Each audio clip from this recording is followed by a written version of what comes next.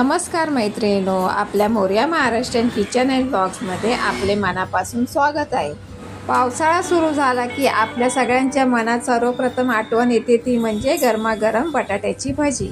बाहेर रिमझिम पाऊस पडत असतो, थंडगार वारा वाहत असतो आणि अशा वातावरणात गरमागरम चहा आणि कुरकुरीत भजी मिळाली की दिवसच आनंदात जातो।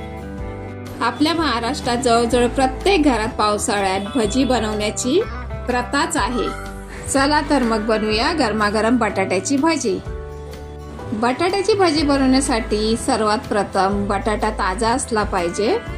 बटाट्याची स्लाइस करताना जास्त जाड पण असू नये आणि जास्त पातळ पण कापू नये, किंवा कोणाकडे स्लायसर असेल तर स्लायसरने पण तुम्ही बटाट्याची कापं करू शकता। योग्य जाडीचे कापं केले तर बटाट्याची भजी बाहेरून कुरकुरीत आणि आतून मऊ राहते। तुम्ही बघू शकता मी स्लायसरने बटाट्याची कापं केली आहेत, किती छान आलेत बघा। म्हणजे जाड पण नाही आणि पातळ पण नाही जास्त। आता आपण पीठ तयार करून घेऊया। एका बाउल मध्ये चण्याचं पीठ घेतलं। जेवढे बटाट्याची कापं असतील त्याप्रमाणे तुम्ही अंदाजे चण्याचं पीठ घेऊ शकता।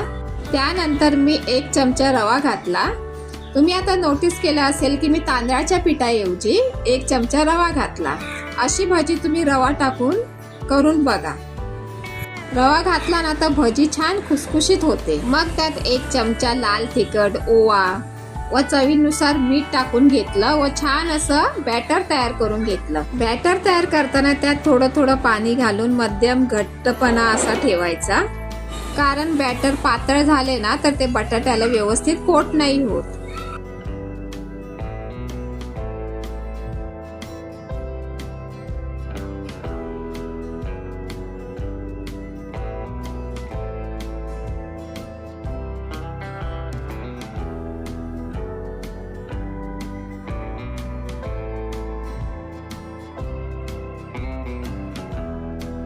पीठ तयार झाल्यानंतर ते 5-10 मिनिट झाकून ठेवायचं।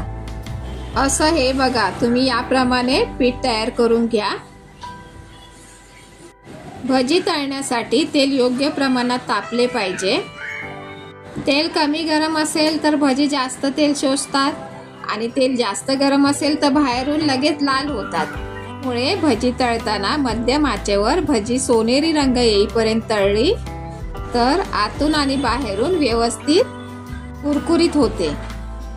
बघा, तेलामध्ये भजी टाकल्याबरोबर कशा टम्म फुगल्या आहेत। तुम्हाला वाटत असेल की मी यामध्ये सोडा घातलाय। सोडा अजिबात मी वापरला नाही आहे। फक्त 1 चमचा रवा घालून मी ही भजी तयार केली आहे।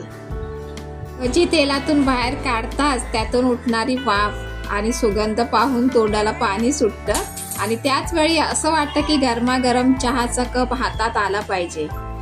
पाऊस आला की अशा पद्धतीने गरमागरम भजी तयार करायला घ्या हा तुम्ही। आपला व्हिडिओ बघून तुम्हालाही आता गरमागरम भजी आणि चहाची आठवण झालीच असेल। तर चला तर मग, रेसिपी आवडल्यास आपल्या चॅनलला लाईक करा, शेअर करा, सबस्क्राईब करा, कमेंट्स करा। भेटूया अशाच एका नवीन रेसिपी सोबत। धन्यवाद।